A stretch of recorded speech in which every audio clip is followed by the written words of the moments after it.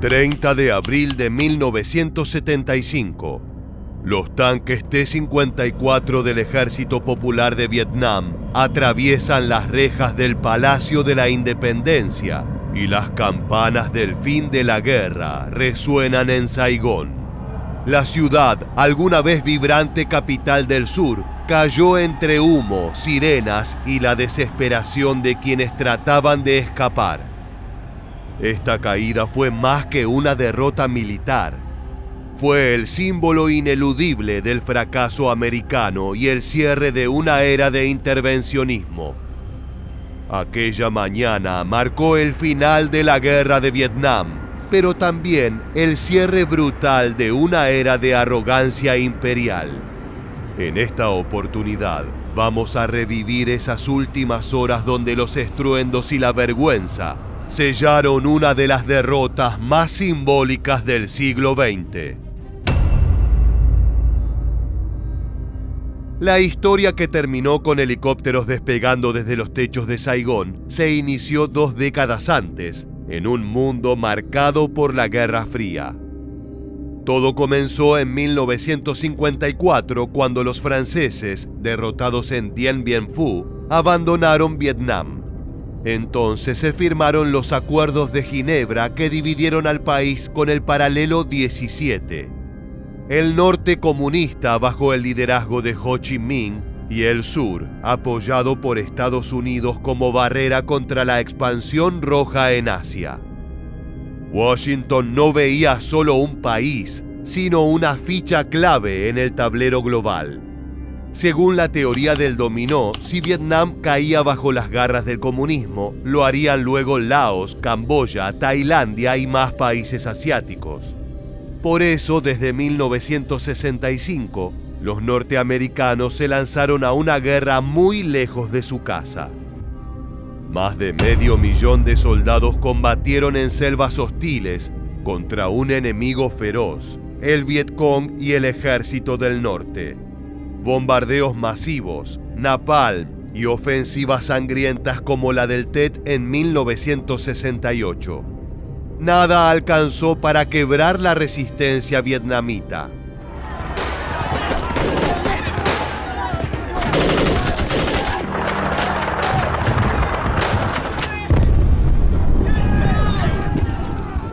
El conflicto dejó más de 2 millones de vietnamitas muertos y más de 60,000 soldados estadounidenses. Lo que empezó como una intervención para frenar al comunismo se transformó en un pantano sin salida. Fue la guerra que mostró que no todo puede comprarse con poderío militar. En ocasiones, el espíritu de las personas prevalece y lo que comenzó como intervención acabó como derrota. Vietnam se transformó en el espejo más crudo del fracaso de una superpotencia.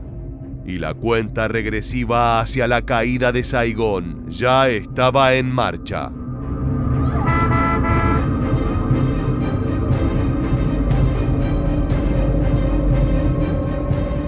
En 1973, los Acuerdos de Paz de París marcaron la retirada oficial de las tropas estadounidenses de Vietnam. Washington se marchaba con la promesa de que Vietnam del Sur resistiría. Pero las firmas en papel no blindan un país y el retiro no trajo paz, solo expuso la fragilidad de un gobierno sostenido más por dólares extranjeros que por la lealtad de su pueblo. Mientras en Saigón se celebraban discursos, en Hanoi se planificaba la conquista final. El objetivo era claro y directo: tomar la capital y reunificar el país por la fuerza. Y en marzo de 1975 la ofensiva del norte comenzó. Ciudad tras ciudad, las defensas del sur colapsaron sin ofrecer verdadera resistencia. El 9 de abril, los combates llegaron a Xuan Loc, el último bastión significativo. Allí, durante unos días, el ejército survietnamita luchó con fiereza. Sin embargo, no fue suficiente. Cuando ese distrito cayó, se derrumbó el último vestigio de esperanza. Lo más inquietante era que apenas un mes antes, La CIA y la inteligencia militar estadounidense habían firmado un memorándum secreto. En él aseguraban que Vietnam del Sur aún tenía la capacidad de resistir, al menos hasta principios de 1976. La realidad en el terreno demostró cuán desconectadas estaban las previsiones del suelo que pisaban. Los helicópteros con marines llegaban, pero no era suficiente.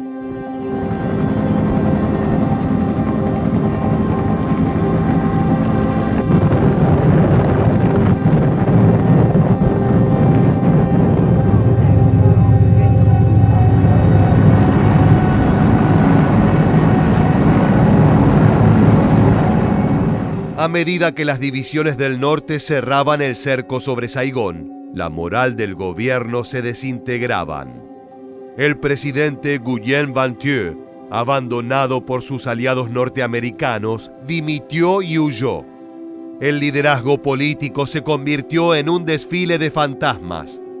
La diplomacia ya no era una opción y Saigón estaba condenada. La ciudad, alguna vez conocida como el París de Oriente, se transformó en un campo de refugiados y miedo. Multitudes colapsaban las embajadas extranjeras. Familias enteras intentaban escapar por mar o por aire, aferrándose a cualquier esperanza de huida. Algunos vendían todo en cuestión de horas. Otros simplemente esperaban su destino. At daybreak on April 28th, South Vietnamese troops faced North Vietnamese commandos at the Newport Bridge. They were at the gates of Saigon.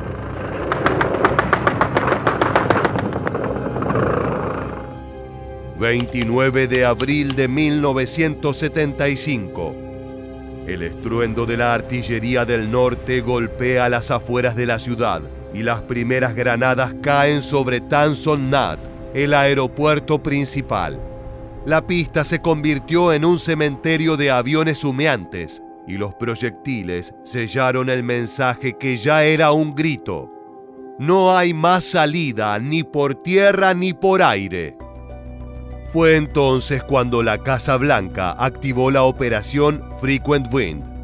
Se trató del mayor puente aéreo de evacuación por helicóptero de la historia.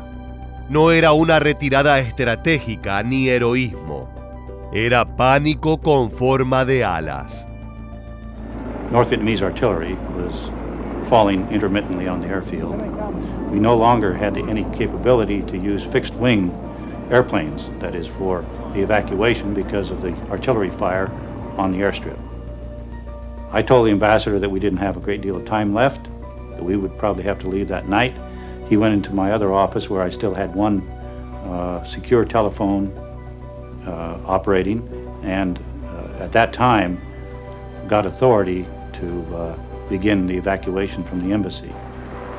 Cientos de helicópteros, así como aeronaves de la CIA, surcaron los cielos desde los techos de edificios, hoteles y desde la azotea de la Embajada de Estados Unidos rumbo a los portaaviones anclados en el mar de China Meridional. Los C-130 intentaron despegar desde bases más alejadas, pero el cielo era una trampa llena de fuego enemigo. La embajada norteamericana se convirtió en el epicentro del colapso.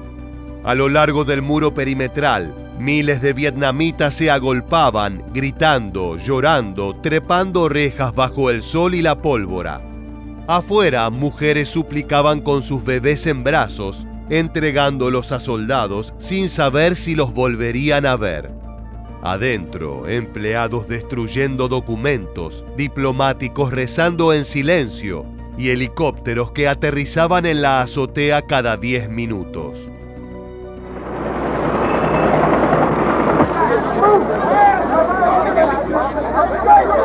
The embassy was completely surrounded by hundreds and hundreds of Vietnamese at the three entrances. Las imágenes en los techos capturaron la humillación de una superpotencia. Un helicóptero subiendo con un puñado de evacuados, mientras cientos quedaban atrás, convertidos en espectros de una promesa rota. Esta fue la foto que definió la guerra. Durante horas el rugido de las hélices fue el único consuelo. Se calcula que más de 7.000 personas fueron evacuadas por aire en apenas 24 horas, pero miles más quedaron en tierra. Al amanecer, los helicópteros dejaron de venir. El último marín abandonó la embajada mientras el estruendo de las tropas comunistas se acercaba.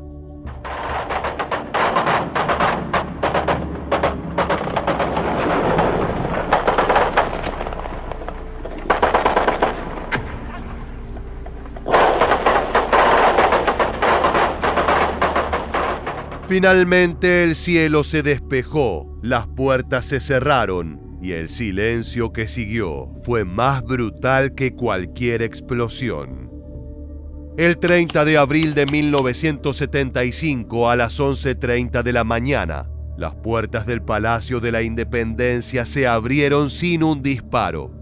Una columna de tanques T-54 del Ejército Popular de Vietnam rompió el portón de hierro y se detuvo frente a las escalinatas.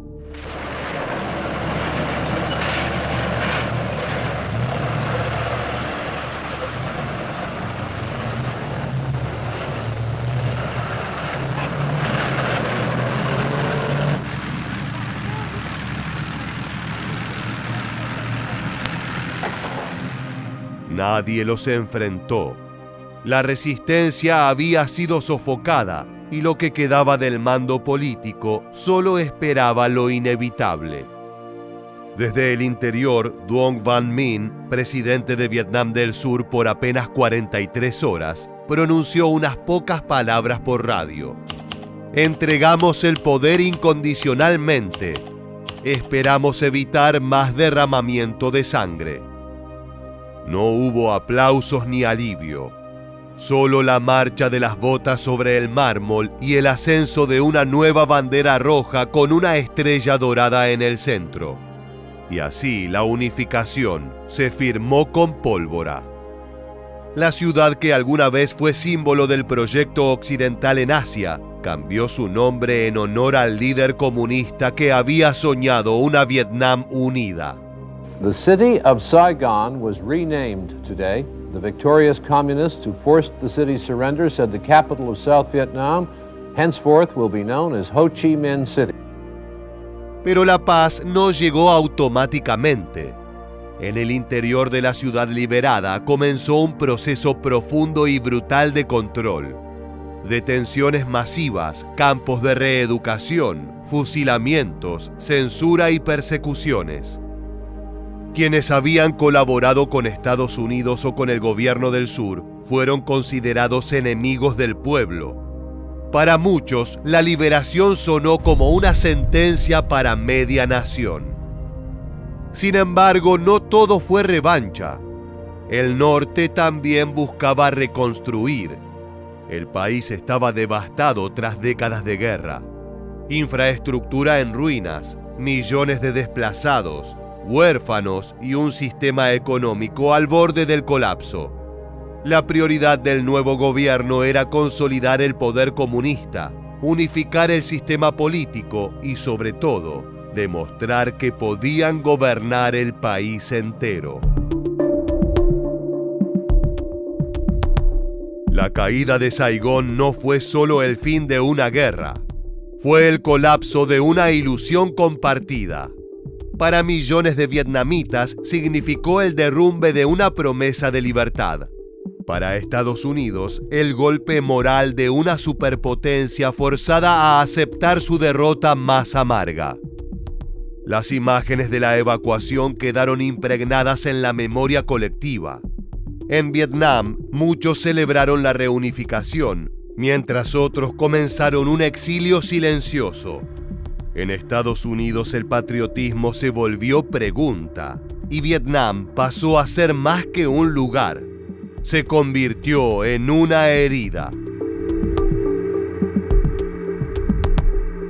Hoy, Ciudad Ho Chi Minh late como una metrópoli en movimiento, mientras al otro lado del mundo, aún se vive el recuerdo de una guerra que dejó cicatrices más profundas que cualquier victoria.